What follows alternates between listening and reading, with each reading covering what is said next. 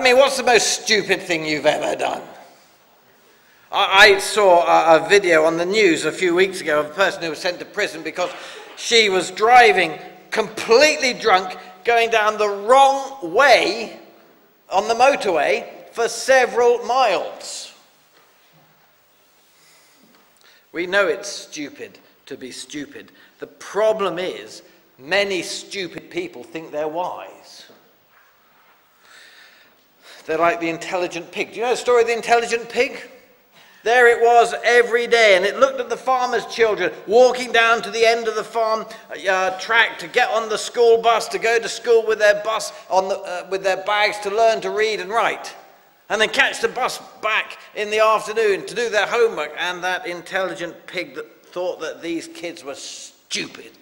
They would be much better off if they spent their day looking for acorns to eat.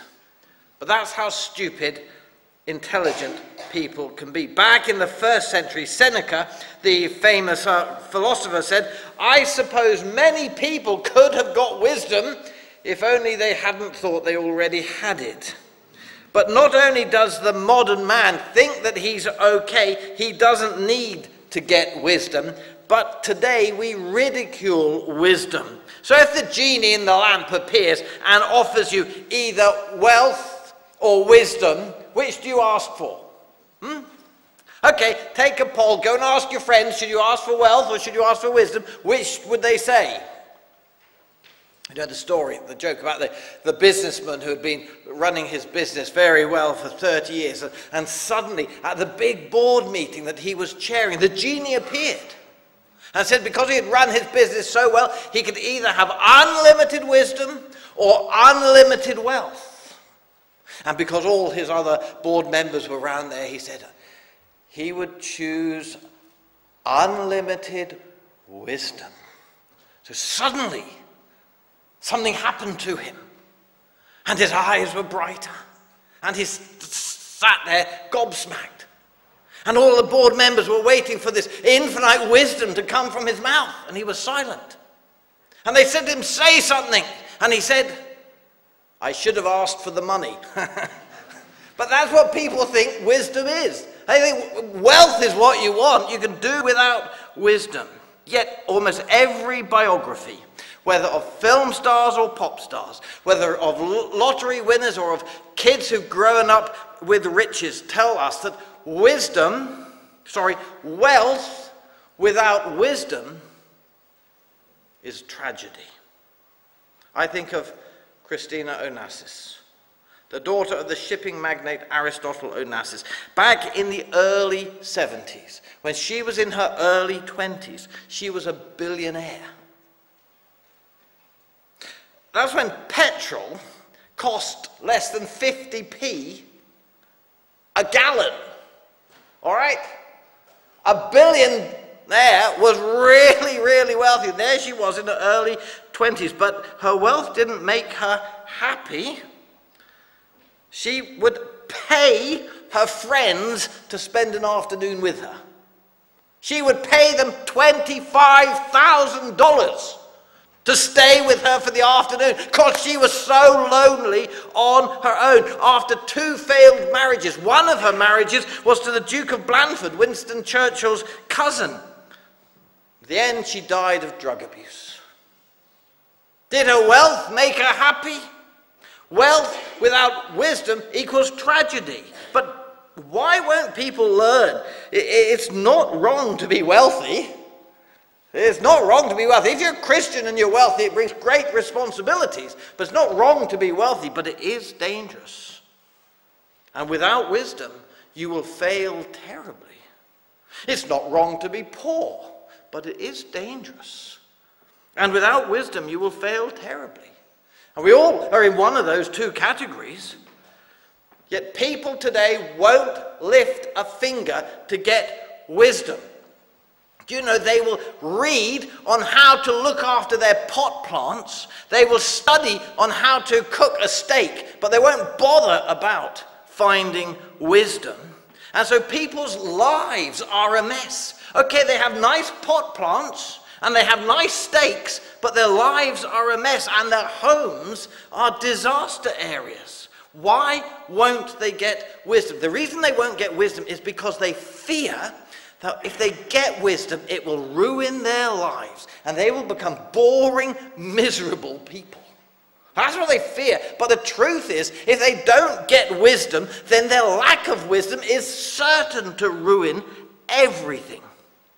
So today, people spend their time grubbing about looking for acorns instead of getting wisdom. Stop, says Solomon. We must get wisdom. He tells us, first of all, in chapter 9, verses 13 to chapter 10, verse 1, that wisdom rescues, but folly ruins. When I was a small boy, we had a bridge that the train went over. I can just remember the old steam train going over the bridge. And one day a lorry came along and it got stuck. It went hurtling far too fast under this bridge and it was too big to get under the bridge, so it got jammed. And the villagers all came out to help to see if they could move the lorry. And they took everything off the lorry, but that made absolutely no difference. They swept the road, but that made no difference. They banged the tarmac down with hammers, but that didn't make any difference. And they were thinking about how they could raise the bridge just an inch. And a little girl from the village came up and she said to the driver, "Can I say something?" He said, "Look, can't you see we're busy?" She said, "Can I say something?" He said, "Oh, what?" And she said, "Well, why don't you let the air out of the tires?" So that's what they did. It worked. Saved demolishing the bridge. They demolished it a few years later anyhow. But you see, what she said was clever. But that isn't wisdom. That's cleverness. Wisdom is different than cleverness. Wisdom is when you live right because God is at the center, at the core of your being. That's what wisdom is. So Gladys Aylward, who was a small London girl, about 4'10", who went all on her own, caught the train to China as a missionary. And one day, she got summoned to go to the prison. And when she got to the prison, there was a riot going on in the prison, and there was already 1 or 2 people dead in the prison courtyard where prisoners were running around with machetes and axes. And she said to the governor, "What have you asked me to come here for?" The governor said, well, she had to go in and stop the riot. There she was, 4'10", and she looked a bit aghast. And the prison governor said to her, "I know you are a Christian. You have been preaching that God lives in you, and God protects you." So he pushed her in the prison to go and sort out the riot. Well, she prayed like mad, and God gave her wisdom.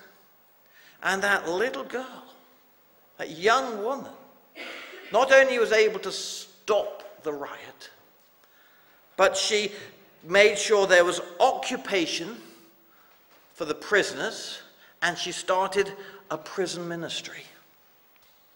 Wisdom doesn't mean cleverness. Wisdom isn't knowing pure mathematics or astrophysics. Wisdom is knowing the right thing to do in God's world and having the courage to do it. And here Solomon tells us not of wisdom stopping a riot, but in verses 13 to 16 of wisdom stopping a war. And how we wish for wise people to do this today. But tragically, the wise man is quickly forgotten. Verse 15, "Now there lived in that city a man, poor but wise, and he saved the city by his wisdom, but nobody remembered that poor man."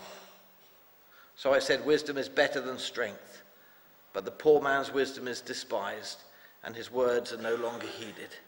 Isn't that true today? People forget the value of wisdom. Solomon goes on in verses 17 to 18 to tell us that wisdom is better than weapons. Wisdom is powerful, but it's not powerful like brute strength. So yeah, you may be able to punch harder than the person next to you, and you may be able to get your own way, but that's not wisdom. When the Greeks wanted to defeat the Trojans, they used a wooden horse. Cunning. When the Persians wanted to defeat the Babylonians, they used cleverness. They diverted the river and marched in on the riverbed under the grills and took the city. There's a famous story from World War II. They've made a film of it. It's called The Man with No Name. The Allies got the body of a man who had died of pneumonia, so his lungs were full of water. And they dressed him in naval uniform, and they put papers on him hinting that the Allies were going to invade Sardinia, and they even had a postcard from him to his girlfriend saying he would bring back some sardines, and they threw him in the water.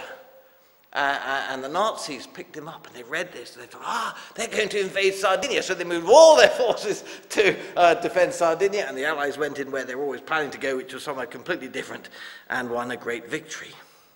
Wisdom is best, but folly, not doing the right thing, is disastrous. As dead flies give perfume a bad smell, so a little folly outweighs wisdom and honor.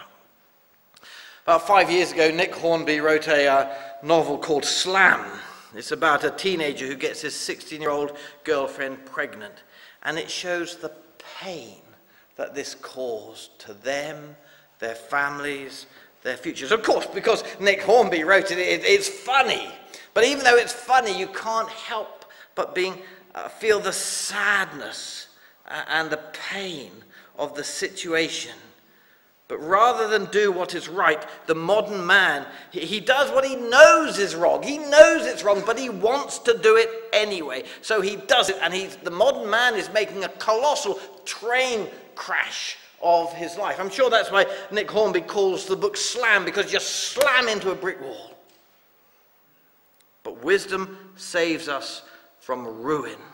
Get wisdom. Second thing Solomon tells us is not only does wisdom save us from ruin, but wisdom goes in the right direction. It goes the right way, verses 2 to 4. Folly goes in the wrong way. In 1978, Scott Peck wrote a famous book called The Road Less Traveled. And he was trying to tell people how to live wisely in this modern world. But that is the road less traveled. That's the road that only a few walk along. Fools don't. Verse 2, fools don't do their best. You see this phrase here, the heart of the wise inclines to the right, but the heart of the fool to the left. The conservatives like that verse. You know, it's some people can't understand what it means. They think if they go out the front door there and they turn right to go up to the police station, that's wise.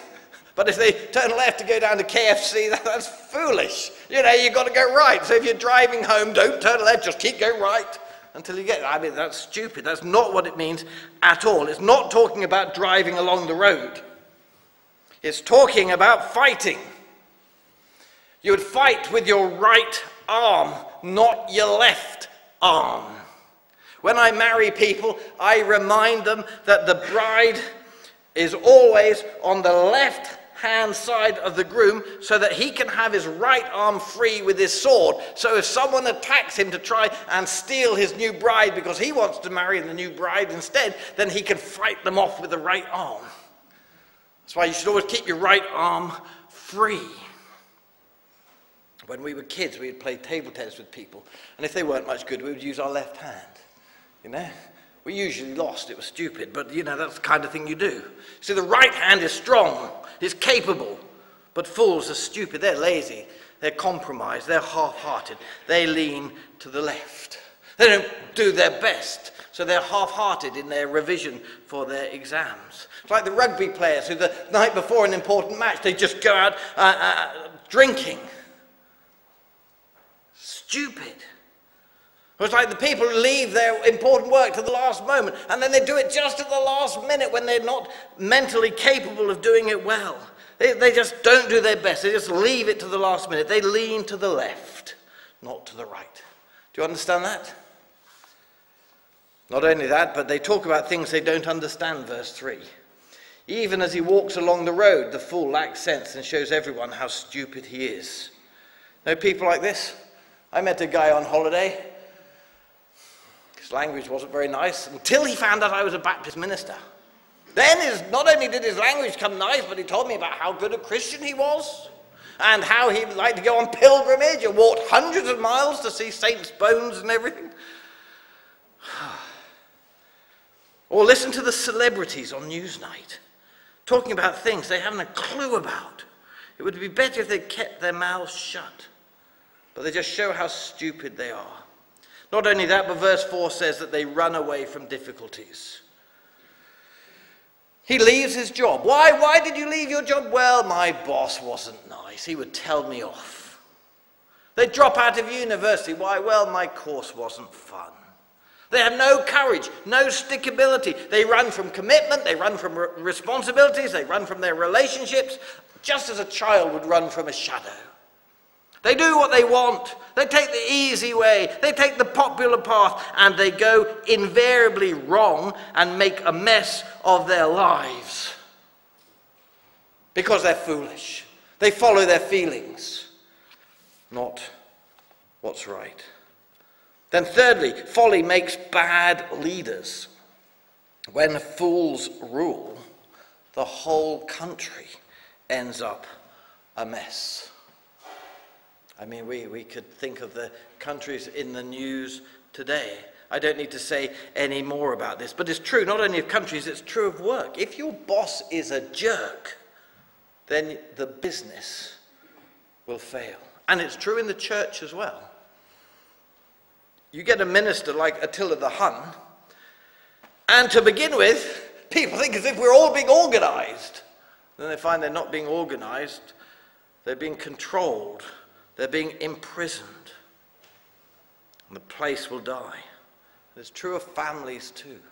You know, in your families, if your parents, or you, if you are parents, are fools, and you don't give wise guidelines, you don't set a good example, you don't hand out loving discipline, then children, then your family will suffer. The terrible thing is, when people like Mr. Mugabe are in power, then good people are in prison.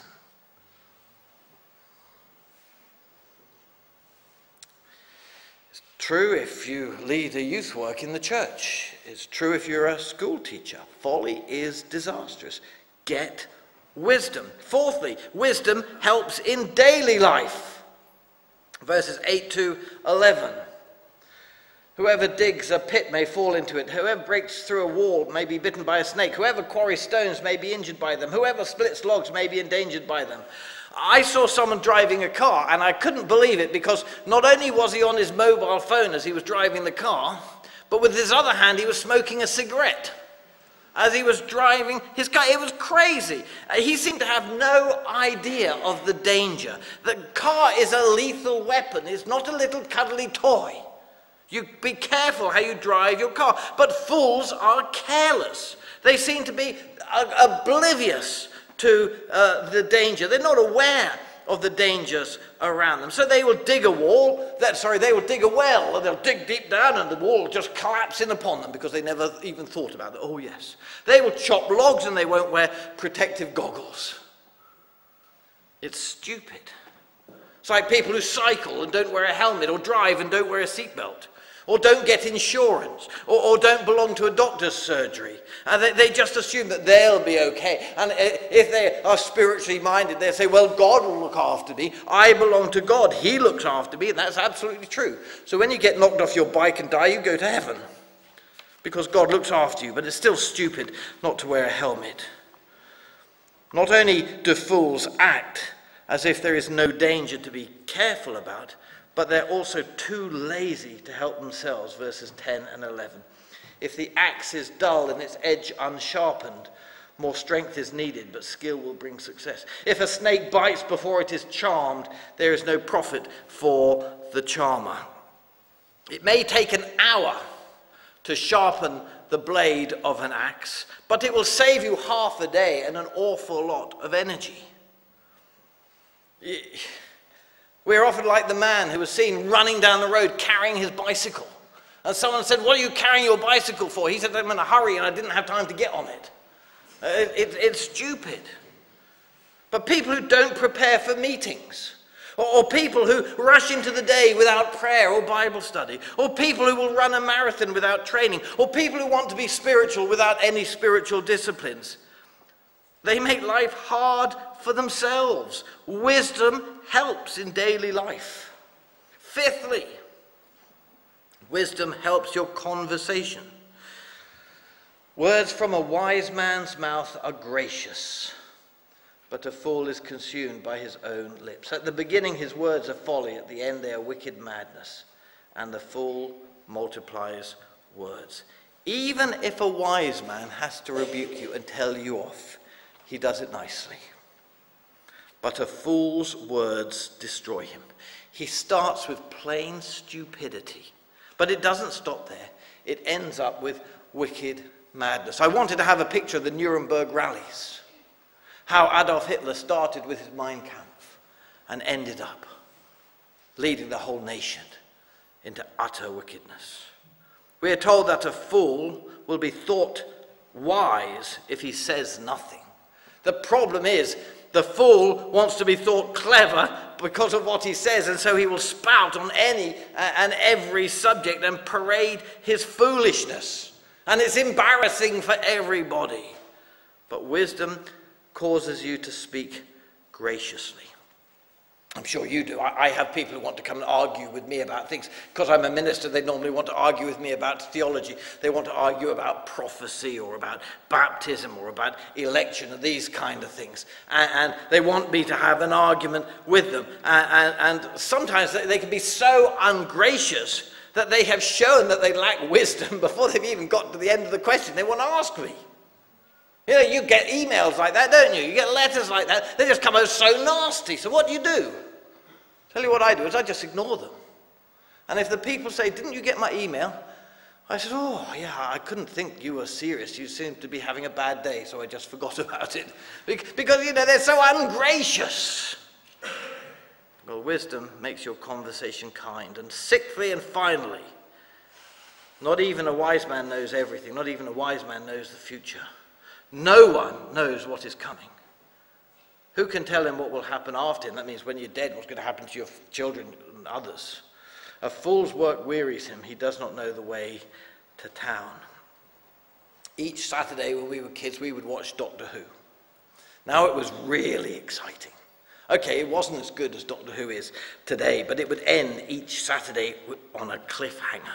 And I would be hiding behind the sofa, clutching my pillow because the Daleks were about to get Doctor Who, and he was trapped and there was no means of escape, and I couldn't think how on earth he was going to escape. So all week I had to wait till I saw the next episode to find out how he escaped. Couldn't work it out. Well, nobody knows the future. I've been stunned in the last 4 months by the number of people who I know, who I thought were the picture of health. And in the last 4 months, I have found out that they are now at death's door. It's such a shock. I had no idea. They had no idea either. And Solomon tells us we don't know when we're going to die, and we don't know what will happen to our situation when we're dead and gone. The wisest people don't know that. No one knows what will happen after him. The thing is here in verse 15 that a fool knows nothing. It's not simply that he doesn't know what's going to happen after him. It's not simply that he doesn't know God's way of salvation. We're told here that he does not know the way to town. He doesn't know the way to go to work. There, he's got his produce to take to market. And so he starts going to take his produce to market, but he takes the wrong way and ends up at the golf course. It's stupid. So what are our conclusions? Well, there can be no doubt, says Solomon, that wisdom is better than folly. So this leaves us with two conclusions. Number one, get wisdom at all costs. Without wisdom, we will make a train crash of our lives. So get wisdom at all costs. Sell your shirt to get it. Invest time in getting it. So study the Bible, because wisdom is not cleverness. You can have a PhD in 6 subjects and still not have wisdom. Wisdom is having a God-centered life. So study the Bible. There's no substitute for this. The fool, he thinks, oh, he knows the Bible. It's an old book, and anyhow, it agrees with him, so there's no need for him. If he reads it, it's just to see if there's something that gives him a nice feeling. The wise man, though, he studies it. He gets his pen and paper out, and he makes notes, and he thinks about it, and he wants to know what the Bible really says, so he will download Bible teaching off the internet. He will put time aside each week. He will prepare, go to his small groups. He will study the Bible because he wants to know what God says. Not only will he study the Bible, but he will study the Bible prayerfully, because wisdom is much more than knowledge, it's much more than Bible knowledge. So the wise man prays for wisdom, and he studies his Bible, and he prays that God will help him to understand it and apply it to his life.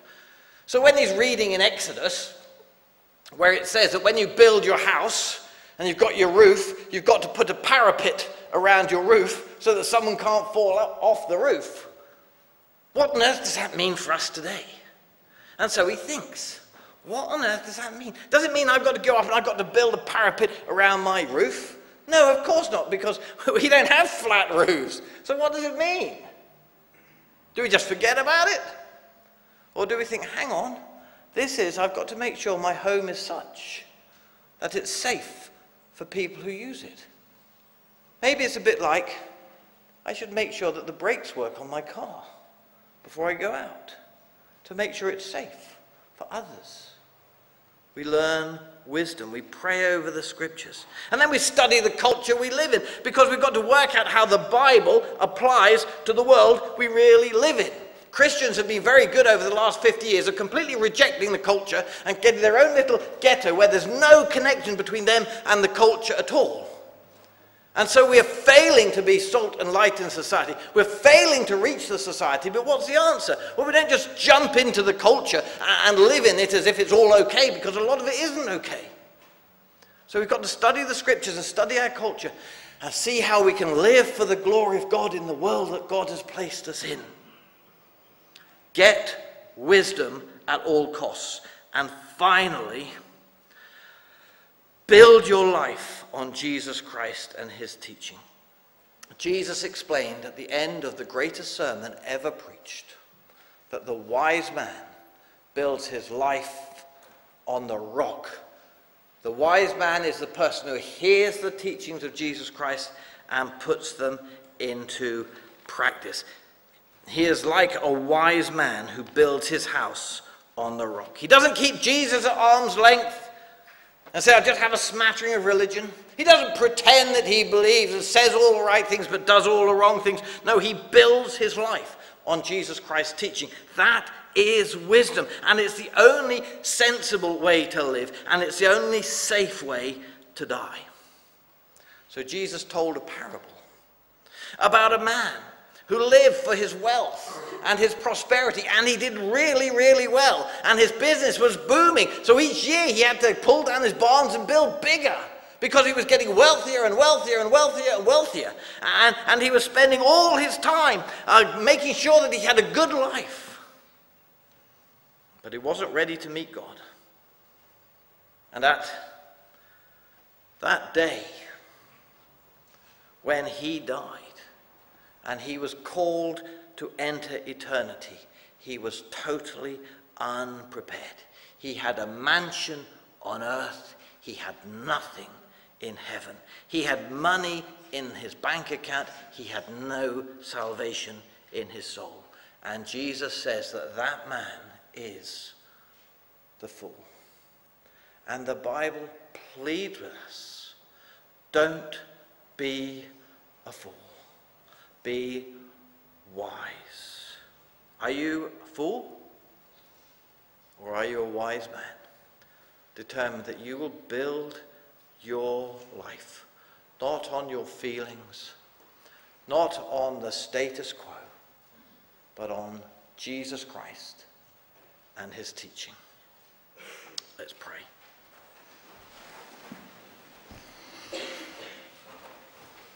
Heavenly Father, it amazes us that a book written, 3,000 years ago can be so relevant for us today. But then it's not surprising if it's the inspired word of God. And not only is it so relevant for us today, but it's so important for us today. Because so many of us just want to live our lives and just see what happens. And yet that is a dead certainty of utter failure of life. And so we hear Jesus Christ calling us to be wise people. And we realize that that's going to take a decision, it's going to take a commitment. And yet if Jesus Christ is the Son of God who gave his life to save us, if Jesus Christ is God become man who is perfect in his wisdom, then it would be folly not to follow his teaching. And so we ask that you would give us that grace this evening, that every single one of us might be determined that to us to live will be Christ. We will believe in Jesus Christ, obey Jesus Christ, love Jesus Christ, follow Jesus Christ, live for Jesus Christ. And we will build our lives on his work and his teaching, trusting in him with every ounce of our being. Amen.